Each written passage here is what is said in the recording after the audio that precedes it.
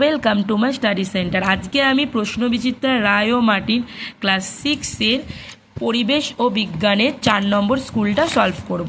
তো আগের দিন আমি 3 নম্বর স্কুলটা সলভ করে দিয়েছিলাম। যারা ভিডিও দেখোনি তারা অবশ্যই প্লেলিস্ট থেকে কিংবা তোমরা ডেসক্রিপশানে পেয়ে যাবে।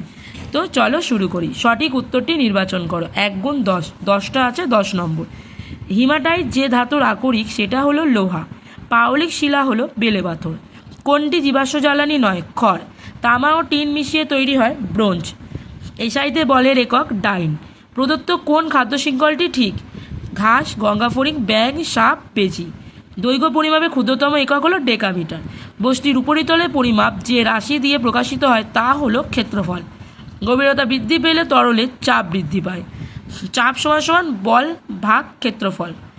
এই সূত্রটি পেরেকের ক্ষেত্রে চাপ বাড়ানোর কোন নীতি প্রয়োগ করা হয়? ক্ষেত্রফল কমানো হয়েছে। নিম্নলিখিত প্রশ্নগুলো উত্তর দাও। 1 গুণ 8, 8টা প্রশ্ন 8 নম্বর। কি মিলিয়ে ইস্পাত তৈরি হয়? লোহা ও কার্বন। এলপিজির পুরো নাম কি? Liquefied petroleum gas. ইলেকট্রিক ইস্ত্রি চালু করা হলে ড্যাশ শক্তি তাপ শক্তিতে রূপান্তরিত হবে তড়িৎ। একটি নবীনকরণযোগ্য শক্তির উৎস হলো সৌরশক্তি। ডিজিটাল স্টপ ওয়াচে কতক্ষণ সূক্ষ্ম সময় নির্ধারণ করা যায়? 1 সেকেন্ডে 100 ভাগের 1 ভাগ। উদ্ভিদের বৃদ্ধিমাপক যন্ত্রটি হলো auxanometer. 1 kilo Pascal equals to 1000 Pascal. বাতাসের গতিবেগ বাড়ালে চাপ বাড়ে না কমে? এর অ্যান্সার হবে কমে। তো এবার আমরা আছি লাইফ সায়েন্স। ফিজিক্যাল সায়েন্স আর লাইফ সায়েন্স আলাদা করে দিয়েছে।